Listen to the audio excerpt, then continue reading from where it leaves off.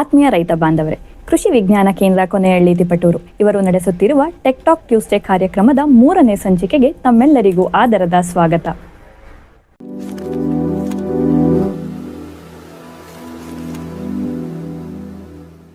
ಈಗ ಶುರುವಾಗ್ತಿರೋ ಬೇಸಿಗೆಯಲ್ಲಿ ದಿನದಿಂದ ದಿನಕ್ಕೆ ಉಷ್ಣತೆಯ ತೀವ್ರತೆ ಹೆಚ್ಚಾಗ್ತಾ ಇರೋದ್ರಿಂದ ದೇಹದಲ್ಲಿ ಅನೇಕ ರೀತಿಯ ಸಮಸ್ಯೆಗಳನ್ನು ನಾವು ಎದುರಿಸ್ತೀವಿ.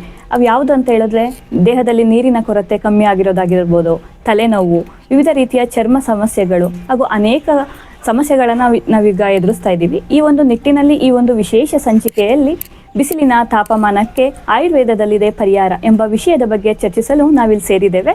ಈ ಒಂದು ವಿಷಯದ ಬಗ್ಗೆ ಪೂರ್ಣ ಮಾಹಿತಿಯನ್ನು ತಿಳಿಸಿಕೊಡಲು ನಮ್ಮೊಂದಿಗಿದ್ದಾರೆ ಡಾಕ್ಟರ್ ಸುಮನಾ, ಹಿರಿಯ ಆಯುಷ್ ಅಧಿಕಾರಿಗಳು, ಕೊನೆಹಳ್ಳಿ. ನಮಸ್ತೆ ಮೇಡಮ್, ಈ ಒಂದು ಕಾರ್ಯಕ್ರಮಕ್ಕೆ ತಮಗೆ ಸ್ವಾಗತ. ಧನ್ಯವಾದಗಳು.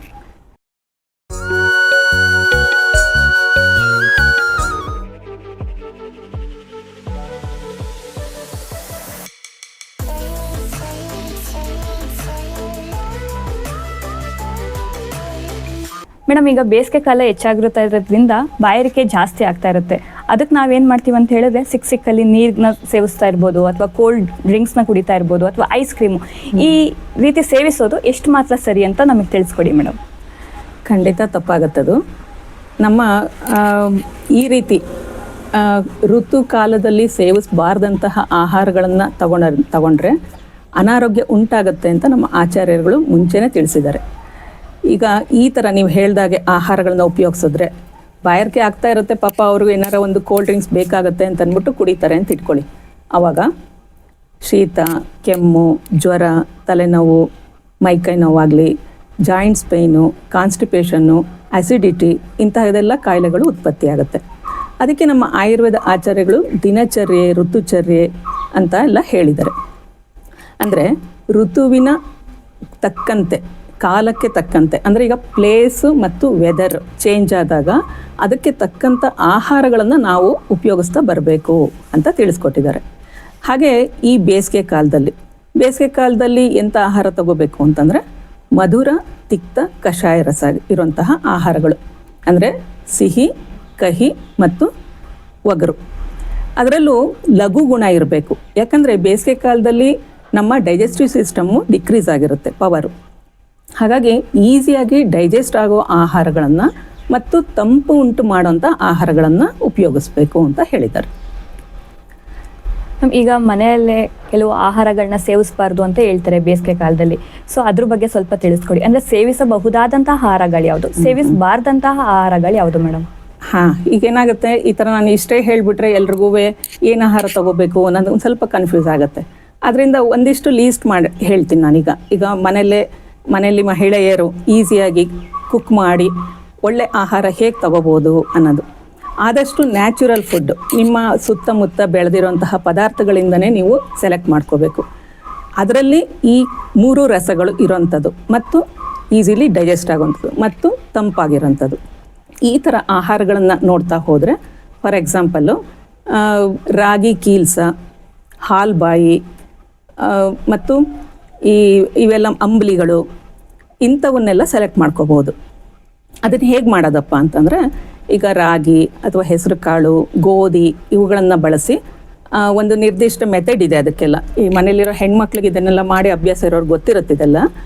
ಅದ್ರ ಜೊತೆಗೆ ಏಲಕ್ಕಿ, ಒಣಶುಂಠಿ, ಸ್ವಲ್ಪ ಕೊಬ್ಬರಿ, ಗಸಗಸೆ, ಬೆಲ್ಲ ಇವನ್ನೆಲ್ಲ ಸೇರಿಸಿ ಒಂದು ಹದದಲ್ಲಿ ಪಾಕ ಮಾಡಿ ತಯಾರಿಸ್ತಾರೆ. ರಾತ್ರಿ ಮಾಡಿಟ್ಟು ಬೆಳಗ್ಗೆನೂ ತಿಂತಾರೆ. ಇದು ಬಹಳ ತಂಪು ಮತ್ತು ಶಕ್ತಿದಾಯಕ ಮತ್ತು ಈಸಿಯಾಗಿ ಡೈಜೆಸ್ಟ್ ಆಗುವಂಥದ್ದು. ಹಾಗೆಯೇ ಕೆಲವೊಂದು ಅಂಬ್ಲಿಗಳನ್ನು ಮಾಡ್ಕೊಂಡು ಕುಡಿಬೋದು. ರಾಗಿ ಅಂಬ್ಲಿ ಇರ್ಬೋದು, ಬಾರ್ಲಿ ಅಕ್ಕಿ ಗಂಜಿ ಇರ್ಬೋದು, ಈ ಥರದ್ದು ಮೆಂತ್ಯ ಮುದ್ದೆ ಮಾಡಬಹುದು. ಈ ಥರ ಮಾಡಿಕೊಂಡು ಕುಡಿಯೋದ್ರು. ಅದ್ರ ಜೊತೆಯಲ್ಲಿ ಈ ಸಿಹಿ ಮಜ್ಜಿಗೆ, ಹುಳಿ ಮಜ್ಜಿಗೆನ ಉಪಯೋಗಿಸ್ಬಾರ್ದು ಇಂಥ ದಿನಗಳಲ್ಲಿ. ಅದರಲ್ಲೂ ಮುಖ್ಯವಾಗಿ ದೇಶಿ ಹಸುವಿನ ಬೆಣ್ಣೆ ತೆಗೆದ ಮಜ್ಜಿಗೆ ಬಹಳ ಅಮೃತಕ್ಕೆ ಸಮಾನ ಅದು.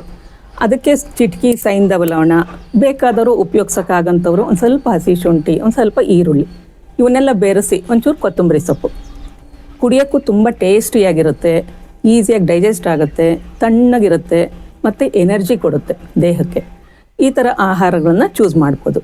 ಹಾಗೆ ಇನ್ನು ಕೆಲವೊಂದು ಕೋಸಂಬರಿ ಹೇಳೋದಾದರೆ, ಈಗ ನೋಡಿ ಸೌತೆಕಾಯಿ ಬಹಳ ತಂಪದು, ಹಾಗೆಯೇ ಹೆಸರು ಕಾಳು, ನೆನೆಸಿದ ಹೆಸರು ಕಾಳನ್ನು ಅಥವಾ ನೆನೆಸಿದ ಹೆಸರು ಬೇಳೆಯನ್ನು ಅಥವಾ ಮೆಂತ್ಯ, ಮೊಳಕೆ ಕಟ್ಟಿರೋ ಮೆಂತ್ಯವನ್ನು, ಜೊತೆಗೆ ಕ್ಯಾರೆಟ್ ಆಗಲಿ ಕೋಸಾಗಲಿ ಏನು ನಿಮಗೆ ಅವೈಲಬಲ್ ಇರುತ್ತೋ ಒಂದು ತರಕಾರಿನ ಮಿಕ್ಸ್ ಮಾಡಿಕೊಂಡು ಅದಕ್ಕೊಂದು ಚುಟ್ಕಿ ಎಣ್ಣೆ ಸಾಸಿವೆ ಸಿಡಿಸಿ ಒಗ್ಗರಣೆ, ಯಾಕಂದರೆ ಹಸಿದು ಹಾಗೆ ತಿನ್ನೋಕ್ಕಿಂತ ಒಂದಿಷ್ಟು ಸಾಸಿವೆ ಎಣ್ಣೆ ಸಿಡಿಸಿ ಹಾಕಿದ್ರೆ ತುಂಬ ಆರೋಗ್ಯಕ್ಕೆ ಒಳ್ಳೆಯದದು, ವಾತ ಹರವಾಗಿ ಕೆಲಸ ಮಾಡುತ್ತೆ.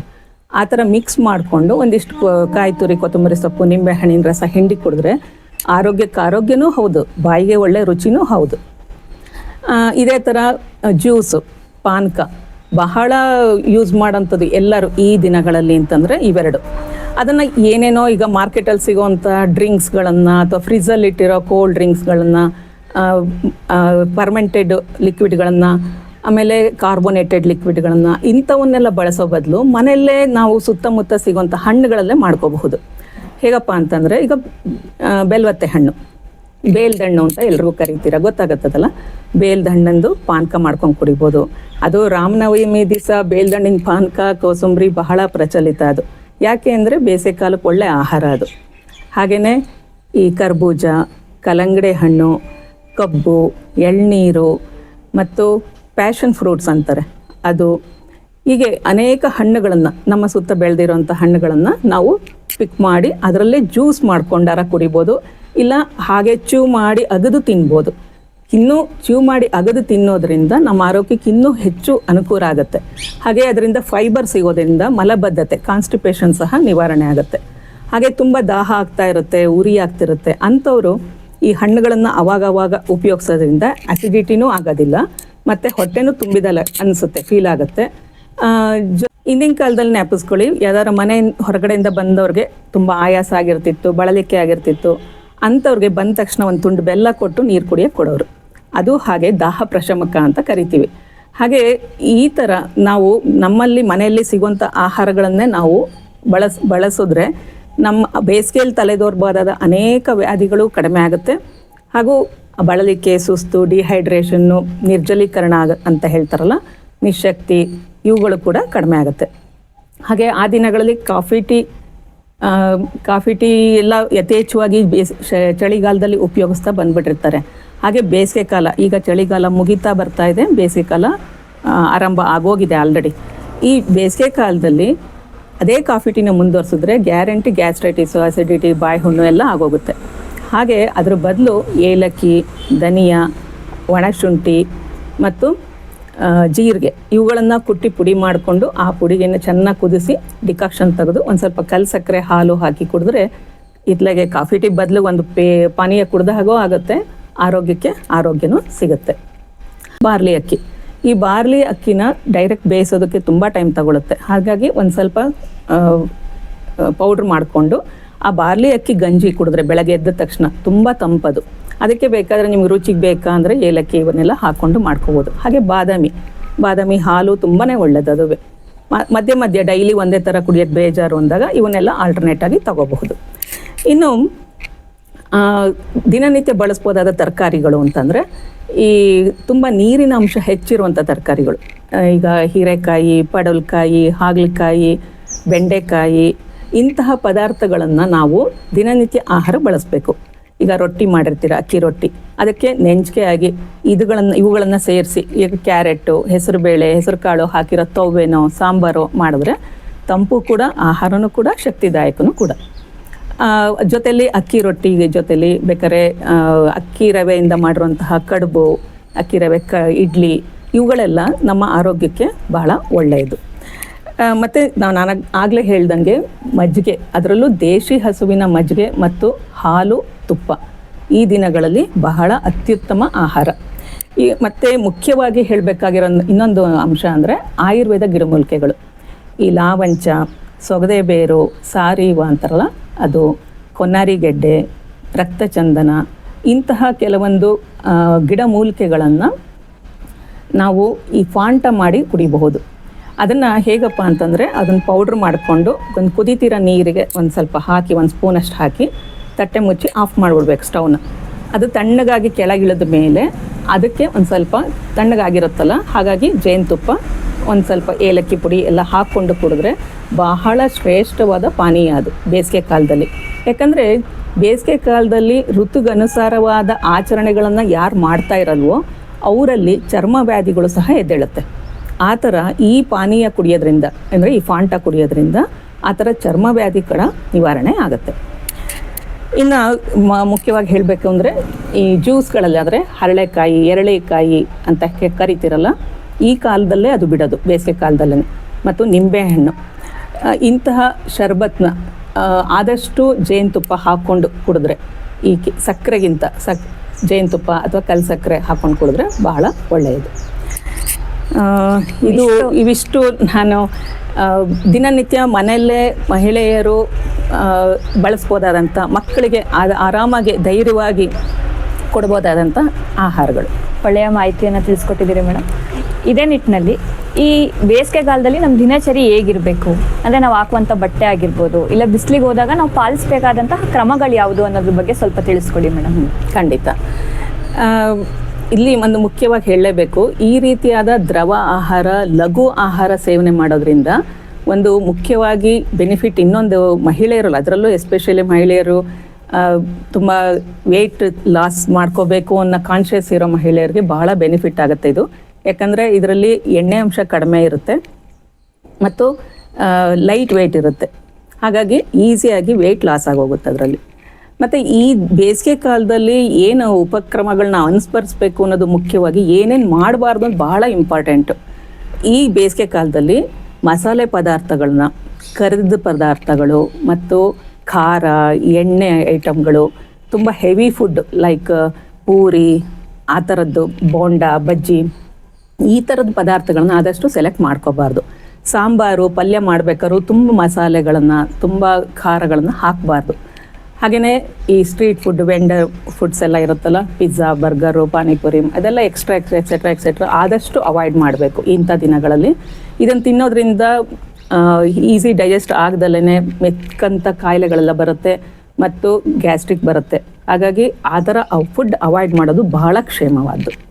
ಇನ್ನು ಏನೇನು ಆಚರಣೆ ಮಾಡಬೇಕಪ್ಪ ಅಂತಂದರೆ, ಆದಷ್ಟು ಬೇಗ ಎದ್ದೇಳಬೇಕು ಮನುಷ್ಯರು. ಯಾಕಂದರೆ ಬೇಗ ಎದ್ದೇಳೋದ್ರಿಂದ ಎಲ್ಲ ರೀತಿಯಲ್ಲೂ ಆರೋಗ್ಯ, ಅದರಲ್ಲೂ ಬೇಸಿಗೆ ಕಾಲದಲ್ಲಿ ಬೇಗ ಎದ್ದರೆ ಇನ್ನೂ ಬಹಳ ತಂಪಾಗಿರುತ್ತೆ ವಾತಾವರಣ, ಅದಕ್ಕೆ ಆರೋಗ್ಯ. ಎದ್ದು ಈಗ BP ಜಾಸ್ತಿ ಇರುತ್ತೆ ಅಥವಾ ಬರಬಹುದು ಅನ್ನೋ ಒಂದು ಟೆಂಡೆನ್ಸಿ ಇರೋರು ಬರಿಗಾಲಲ್ಲಿ ಹುಲ್ಲು ಮೇಲೆ, ಇನ್ನೂ ಅದ್ರದ್ದು ಪಸ್ಮೆ ಆರಿರಲ್ಲ ಸೂರ್ಯರಶ್ಮಿ ಬಿದ್ದು, ಅಂಥ ಹುಲ್ಲು ಮೇಲೆ ನಡಿಬೇಕು. ಆವಾಗ BP ನಾರ್ಮಲೈಸ್ ಆಗೋಂಥ ಚಾನ್ಸಸ್ ಇರುತ್ತೆ. ಮತ್ತು ಸಡಿಲವಾದ ಕಾಟನ್ ಬಟ್ಟೆ ಹಾಕ್ಕೋಬೇಕು. ಹೊರಗಡೆ ಹೋಗಬೇಕಾದ್ರೆ ಆದಷ್ಟು ಛತ್ರಿ ಉಪಯೋಗಿಸ್ಬೇಕು. ಇನ್ನೂ ಒಂದು ಮುಖ್ಯವಾಗಿ ಹೇಳೋದಾದರೆ, ವಾಹನ ಸವಾರರು ಹೆಲ್ಮೆಟ್ ಹಾಕ್ಕೊಂಡಿರ್ತಾರೆ, ಒಳಗಡೆ ತುಂಬ ಸೆಕೆ ಆಗ್ತಾ ಇರುತ್ತೆ, ಅದರಿಂದ ಫುಲ್ ಬೆಳಗ್ಗೆ 12 ಗಂಟೆ ಬಿಸಿಲಲ್ಲಿ ಏನಾದರೂ ಡ್ರೈವ್ ಮಾಡ್ಕೊಂಡು ಹೋಗ್ತಾ ಇದ್ದಾರೆ ಅಂದರೆ ಸನ್ಸ್ಟ್ರೋಕ್ ಆಗೋ ಚಾನ್ಸಸ್ಸು ಇರುತ್ತೆ. ಆದ್ದರಿಂದ ನಾನು ಹೇಳೋ ಒಂದು ಟಿಪ್ ಬಿಟ್ಸ್ ಏನಪ್ಪ ಅಂತಂದರೆ, ಒದ್ದೆ ಕರ್ಚೀಫ್ನ ಕತ್ತಿನ ಸುತ್ತ, ತಲೆ ಸುತ್ತ ಹಾಕ್ಕೊಂಡು ಹೆಲ್ಮೆಟ್ ಹಾಕ್ಕೋಬೇಕು. ಹಾಗೆಯೇ ಲೋಳೆ ಸರ ಎಲ್ರಿಗೂ ಈಸಿಲಿ ಅವೈಲಬಲ್ ಅದು. ಲೋಳೆ ಸರನ್ನು 1-2 ಲೇಯರ್ ಪಲ್ಪ್ ತೆಗೆದುಬಿಟ್ಟು ಅದನ್ನು ನೆತ್ತಿ ಮೇಲೆ ಇಟ್ಕೊಂಡು ಆಮೇಲೆ ಹೆಲ್ಮೆಟ್ ಹಾಕ್ಕೊಂಡು ಹೋದರೆ ಲೋಳೆ ಸರ ಬಹಳ ತಂಪು. ಮತ್ತು ದಿನನಿತ್ಯ ಉಪಯೋಗಿಸ್ಬೇಕಾದ್ರೂ ನಾವು ಮೆಂತ್ಯ ಜಾಸ್ತಿ ಉಪಯೋಗಿಸ್ಬೇಕು, ಆ ದಿನಗಳಲ್ಲಿ ತಂಪಾಗ್ತಾ ಇರುತ್ತೆ. ಹಾಗೆ ರಾತ್ರಿ ಇನ್ನು ಮತ್ತು ಬಾಟ್ಲ್ಗಳು, ಇದು ಮುಖ್ಯವಾಗಿ ಎಲ್ಲರೂ ಗಮನಿಸಬೇಕಾದ ವಿಚಾರ ಇದು. ಎಲ್ಲರ ಕೈಯಲ್ಲೂ ಬಾಟ್ಲ್ಗಳಿರುತ್ತೆ, ನೀರಿನ ಬಾಟ್ಲು. ಎಲ್ಲರ ಹೊರಗಡೆ ಹೋದಾಗ ನೀರು ಕುಡಿಯೋಕ್ಕೆ ಬೇಕೇ ಬೇಕಲ್ವಾ, ಆದರೆ ಪ್ಲಾಸ್ಟಿಕ್ ಬಾಟ್ಲು ಯೂಸ್ ಮಾಡ್ತಾ ಇರ್ತಾರೆ. ಪ್ಲಾಸ್ಟಿಕ್ ಬಾಟ್ಲೇ ತಪ್ಪು, ಒಳ್ಳೆಯದಲ್ಲ, ಅದು ಅಪಾಯಕಾರಿ. ಅದರಲ್ಲೂ ಬೇಸಿಗೆ ಕಾಲದಲ್ಲಂತೂ ಅತ್ಯಂತ ವಿಷಕಾರಿ ಅದು. ಹಾಗಾಗಿ ಬೇಸಿಗೆ ಕಾಲದಲ್ಲಿ ಆದಷ್ಟು ಗಾಜಿನ ಬಾಟ್ಲು ಅಥವಾ ಸ್ಟೀಲ್ ಬಾಟ್ಲು ಅಥವಾ ಮಣ್ಣಿನ ಬಾಟ್ಲು ಇಲ್ಲ ತಾಮ್ರದ ಬಾಟ್ಲು ಉಪಯೋಗಿಸೋಂಥದಕ್ಕೆ ಶಿಫ್ಟ್ ಆಗಬೇಕು. ಆದಷ್ಟು ಮನೆಯಲ್ಲೂ ಕೂಡ ಮಡಿಕೆ ಉಪಯೋಗಿಸೋಂಥ ಪ್ರಕ್ರಿಯೆ. ಯಾಕಂದರೆ ಮಣ್ಣನ್ನು, ತಾಮ್ರವನ್ನು ಬಳಸೋದ್ರಿಂದ ಮಿನರಲ್ಸ್ ರೀಫಿಲ್ ಆಗುತ್ತೆ, ನಮಗೆ ನ್ಯಾಚುರಲ್ ಮಿನರಲ್ ವಾಟರ್ ಕುಡ್ದಂಥ ಅನುಭವ ಸಿಗುತ್ತೆ ಮತ್ತು ಪೃಥ್ವಿ ಅಂಶ ನಮ್ಮ ದೇಹಕ್ಕೆ ಮತ್ತೆ ಹೋಗುತ್ತೆ ಮತ್ತು ತಂಪಾಗಿರುತ್ತೆ ಆ ಮಡಿಕೆಯಲ್ಲಿರೋ ನೀರು. ಹಾಗೆ ಮಡಿಕೆಯಲ್ಲಿ ಆಹಾರ ಪದಾರ್ಥಗಳನ್ನು ತಯಾರಿಸುವಂಥದ್ದು ಮಾಡಬೇಕು. ಆ ದಿನಗಳಲ್ಲಿ ಯಾಕೆ ಅಂದರೆ ಬೇಗ ಆಹಾರ ಪದಾರ್ಥಗಳು ಕೆಡುತ್ತೆ. ಬೇಸಿಗೆ ಕಾಲದಲ್ಲಿ ನಾವು ಅಡುಗೆನ ಮಡಿಕೆಯಲ್ಲೇ ಮಾಡಿಕೊಂಡು ಮಡಿಕೆಯಲ್ಲೇ ಪ್ರಿಸರ್ವ್ ಮಾಡೋಂಥ ಪ್ರಕ್ರಿಯೆ ನಾವು ಬದಲಾಯಿಸ್ಕೊಂಡ್ಬಿಟ್ರೆ ಅಡುಗೆ ಬೆಳಗ್ಗೆ ಮಾಡಿದ್ದು ರಾತ್ರಿ ಆದರೂ ಏನೂ ಹಾಳಾಗೋದಿಲ್ಲ. ಮತ್ತು ಆ ದಿನಗಳಲ್ಲಿ ಆದಷ್ಟು ಫ್ರೆಶ್ ಆಗಿ ಅಡುಗೆ ಮಾಡಿಕೊಂಡು ಆ 3 ಗಂಟೆಗಳ ಒಳಗಡೆ ಊಟ ಮಾಡೋಂಥದ್ದನ್ನ ಪ್ರಕ್ರಿಯೆ ಜಾಸ್ತಿ ಮಾಡ್ಕೋಬೇಕು. ಹಾಗೆ ರಾತ್ರಿ ಊಟ ಮಾಡೋದು ಕೂಡ 7 ಗಂಟೆ ಒಳಗಡೆ ಊಟ ಮುಗಿಸಿದ್ರೆ ಎಲ್ಲರಿಗೂ ಆರೋಗ್ಯ. ಎಷ್ಟು ರಾತ್ರಿ ಲೇಟಾಗಿ ಊಟ ಮಾಡಿ ಬೇಗ ಅಂದರೆ ಲೇಟಾಗಿ ಮಲಗ್ತಾರೋ ಅವ್ರದ್ದು ಅನಾರೋಗ್ಯ ಉಂಟಾಗುತ್ತೆ. ಹಾಗೆ ರಾತ್ರಿ ಮಲ್ಕೋಬೇಕಾದ್ರೆ ಏನು ಮಾಡಬೇಕು ಅಂತಂದರೆ ಕಾಲಿಗೆ, ಅಂಗಾಲಿಗೆ ಹಾಗೂ ಅಂಗೈಗೆ ಮತ್ತು ಕಣ್ಣಿನ ಸುತ್ತಲೂ ಹಾಗೂ ಒಕ್ಕಳಿಗೆ ಈ ಹರಳೆಣ್ಣೆ ಹಚ್ಚೋದು ಅಥವಾ ಕೊಬ್ಬರಿ ಎಣ್ಣೆ ಹಚ್ಕೊಳ್ಳೋಂಥದ್ದನ್ನು ಜಾರಿಗೊಳಿಸ್ಕೋಬೇಕು. ಅಥವಾ ಸಾಧ್ಯವಾದವರು ಅವಾಗವಾಗ ಮೈಗೆಲ್ಲ ಹರಳೆಣ್ಣೆ ಕೊಬ್ಬರಿ ಎಣ್ಣೆ ಹಚ್ಚಿ ಸ್ನಾನ ಮಾಡೋದ್ರಿಂದ ದೇಹ ತಂಪಾಗಿಡುತ್ತೆ. ಹಾಗೆ ಈ ಬೇವಿನ ಸೊಪ್ಪನ್ನ ಅವಾಗವಾಗ ತಿಂತಾ ಇರಬೇಕು. ನಾನು ಮೊದಲೇ ಹೇಳ್ದಂಗೆ ಕಹಿ ರಸ, ಸಿಹಿ ರಸ ಮತ್ತು ಒಗರು ರಸ ಹೆಚ್ಚು ಹೊಟ್ಟೆಗೆ ಹೋಗ್ತಾ ಇರಬೇಕಾಗತ್ತೆ. ಈ ಆಮ್ಲ ರಸನೂ ಅಂದರೆ ಬೆಟ್ಟದ ನೆಲ್ಲಿಕಾಯಿ ಇದರಲ್ಲೆಲ್ಲ ರಸಗಳು ಇದೆ, ಆಮ್ಲನೂ ಇದೆ ಅಷ್ಟೇ, ಅದನ್ನು ಕುಡಿತಾ ಇರ್ಬೋದು. ಈ ಬೇವಿನ ಸೊಪ್ಪಿನ ಹೂವನ್ನು ತಿಂದು ಬೇವಿನ ಸೊಪ್ಪಿನ ಎಲೆಯನ್ನು ಹಾಕಿರೋ ನೀರಿನಲ್ಲಿ ಹರಳೆಣ್ಣೆ ಹಚ್ಚಿ ಸ್ನಾನ ಮಾಡಬೇಕು ಅನ್ನೋದು ಯುಗಾದಿ ಹಬ್ಬದಲ್ಲಿ ನಮ್ಮ ಹಿರಿಯರು ನಮಗೆ ಆಚರಣೆ ಮಾಡಿಕೊಟ್ಟಿದ್ದಾರೆ. ಈಗ ಸ್ವಲ್ಪ ಜ್ಞಾಪಿಸ್ಕೊಳ್ಳಿ ಯಾಕೆ ಆಚರಣೆಯಾಗಿ ಬಂತು ಅಂತ. ಈಗಷ್ಟೇ ನಾನು ಮೊದಲಿಂದ ಹೇಳ್ತಾ ಬಂದೆ ಬೇಸಿಗೆ ಕಾಲದಲ್ಲಿ ಏನೇನು ಮಾಡಬೇಕು ಅಂತ. ಮೊದಲೇ ಹೇಳಿದೆ ಎಣ್ಣೆ ಹಚ್ಕೋಬೇಕು ಅಂತ, ಬೇವಿನ ಸೊಪ್ಪು ತಿನ್ನಬೇಕು, ಕಹಿ ರಸ ಅಂತ, ಹಾಗೆಯೇ ಲಘು ಆಹಾರ ತಿನ್ನಬೇಕು ಅಂತ. ಈ ಬೇವಿನ ಸೊಪ್ಪು ತಿಂತ ಈ ಥರ ಬೇವಿನ ಸೊಪ್ಪನ್ನ ಹಚ್ಕೊಂಡು ಬೇವಿನ ನೀರಲ್ಲೇ ಸ್ನಾನ ಮಾಡೋದ್ರಿಂದ ಚರ್ಮ ಕಾಯಿಲೆನೂ ಹೋಗುತ್ತೆ. ಹಾಗೆ ನಮ್ಮ ದೇಹದೊಳಗೆ ಆ್ಯಂಟಿ ಆಕ್ಸಿಡೆಂಟು ಮತ್ತು ಡಿಸ್ಇನ್ಫೆಕ್ಟೆಂಟ್ ಆಗೋಂಥ ಪ್ರಕ್ರಿಯೆ ಮಾಡುತ್ತೆ. ಈ ಬೇಸಿಗೆ ಕಾಲದಲ್ಲಿ ಉರಿ ಮೂತ್ರತನೂ ಜಾಸ್ತಿ ಆಗೋದ್ರಿಂದ ಈ ತಂಪಾದ ಆಹಾರಗಳು, ಇಷ್ಟೋ ತನಕ ಎಲ್ಲ ಹೇಳೋದ್ನಲ್ಲ ಆ ಥರ ತಂಪಾದ ಆಹಾರಗಳು ತಗೊಂಡ್ರೆ ಉರಿ ಮೂತ್ರತನೂ ಹೋಗುತ್ತೆ. ಒಟ್ಟಿನಲ್ಲಿ ಹೇಳೋದಾದರೆ ಪ್ರತಿನಿತ್ಯ ಎಲ್ಲರೂ ನಮ್ಮ ಆಯುರ್ವೇದ ಆಚಾರ್ಯರು ಹೇಳಿದಂತಹ ದಿನಚರ್ಯನ್ನು ಮತ್ತು ಋತುಚರ್ಯನ್ನು ಅಂದರೆ ಹಿತವಾದ ಆಹಾರವನ್ನು ಮಿತವಾಗಿ ಋತುವಿಗೆ ಅನುಸಾರವಾಗಿ ಬಳಸ್ತಾ ಮನಸ್ಸನ್ನು ಕಾಮಾಗಿ ಶಾಂತವಾಗಿ ಇಟ್ಕೊಂಡು, ಅದರಲ್ಲೂ ಪ್ರಾಣಾಯಾಮಗಳಲ್ಲಿ ಒಂದಾದ ಶೀತಲಿ ಪ್ರಾಣಾಯಾಮ ಮಾಡಿದ್ರೆ ದೇಹ ಕೂಡ ತಂಪಾಗೋ ಪ್ರಕ್ರಿಯೆ ಆಗುತ್ತೆ. ಈ ರೀತಿ ಮಾಡೋದ್ರಿಂದ ಬೇಸಿಗೆ ಕಾಲದಲ್ಲಿ ಯಾವುದೇ ಪರಿತಾಪ ಇಲ್ಲದೆ ನಿಮ್ಮ ಬೇಸಿಗೆ ಕಾಲವನ್ನು ಈ ಬಾರಿ ಕಳೆದುಕೊಳ್ತೀರ. ಧನ್ಯವಾದಗಳು ಮೇಡಮ್. ಇಷ್ಟೊತ್ತು ಬೇಸಿಗೆಯಲ್ಲಿ ನಾವು ಏನೇನು ಕ್ರಮಗಳನ್ನ ಪಾಲಿಸಬೇಕು ಅಂತ ಹೇಳಿ ಸುವಿಸ್ತರವಾಗಿ ತಿಳಿಸ್ಕೊಟ್ಟಿದ್ದೀರಾ. ಕಡೆಯದಾಗಿ ನಮ್ಮ ವೀಕ್ಷಕರಿಗೆ ಕಿವಿ ಮಾತು ಹೇಳಬೇಕು ಅಂತ ಹೇಳಿದ್ರೆ ಏನು ಹೇಳ್ತೀರಾ ಮೇಡಮ್? ವೀಕ್ಷಕರಲ್ಲಿ ಹೇಳೋದೇನೆಂದರೆ, ನಿಮ್ಮ ಸುತ್ತಮುತ್ತ ಆಯುಷ್ ಆಸ್ಪತ್ರೆಗಳು, ಆಯುರ್ವೇದ ಚಿಕಿತ್ಸಾಲಯಗಳು ಇರುತ್ತೆ. ಅಲ್ಲಿ ನೀವು ವೈದ್ಯರನ್ನು ಭೇಟಿ ಮಾಡಿ ಈಗ ನಾನು ಹೇಳಿದಂತಹ ಉಪಕ್ರಮಗಳ ಬಗ್ಗೆ ಮತ್ತೆ ಸಮಾಲೋಚನೆ ಮಾಡಿ ಈ ಬೇಸಿಗೆಯನ್ನು ಆರೋಗ್ಯಪೂರ್ಣವಾಗಿ ಕಳೆದುಕೊಳ್ಳಿ, ಸದುಪಯೋಗ ಮಾಡಿಕೊಳ್ಳಿ. ಸರ್ವೇ ಜನ ಸುಖಿನೋ ಭವಂತು. ನೋಡೋದಲ್ಲ ವೀಕ್ಷಕರೇ, ಈ ಒಂದು ಸಂಚಿಕೆಯಲ್ಲಿ ಬಿಸಿಲಿನ ಪರಿತಾಪಕ್ಕೆ ಆಯುರ್ವೇದದಲ್ಲಿದೆ ಪರಿಹಾರ ಎಂಬ ವಿಷಯದ ಬಗ್ಗೆ ಅನೇಕ ಮಾಹಿತಿಗಳನ್ನು ನಮ್ಮೊಂದಿಗೆ ಡಾಕ್ಟರ್ ಸುಮನಾ ಮೇಡಮ್ ಅವರು ಹಂಚಿಕೊಂಡಿದ್ದಾರೆ. ಅನೇಕ ಉಪಕ್ರಮಗಳನ್ನ ನಾವು ಯಾವ ರೀತಿ ಪಾಲಿಸಬೇಕು, ಹೇಗೆ ನಮ್ಮ ಆರೋಗ್ಯನ ಕಾಪಾಡ್ಕೋಬೇಕು, ಯಾವ ರೀತಿ ಆಹಾರಗಳನ್ನ ಸೇವನೆ ಮಾಡಬೇಕು ಎಂದು ತಿಳಿಸ್ಕೊಟ್ಟಿದ್ದಾರೆ. ಈ ಎಲ್ಲ ಕ್ರಮಗಳನ್ನ ನೀವು ಪಾಲಿಸಬೇಕು ಅಂತ ಕೇಳ್ಕೊತೀನಿ. ಮುಂದಿನ ಸಂಚಿಕೆಯಲ್ಲಿ ಇನ್ನೊಂದು ಹೊಸ ಮಾಹಿತಿ ಬಗ್ಗೆ ನಾವು ನಿಮ್ಮೊಂದಿಗೆ ಬರುತ್ತೇವೆ ಎಂದು ಹೇಳುತ್ತಾ ಈ ಕಾರ್ಯಕ್ರಮವನ್ನು ಇಲ್ಲಿಗೆ ಮುಗಿಸುತ್ತಿದ್ದೇವೆ.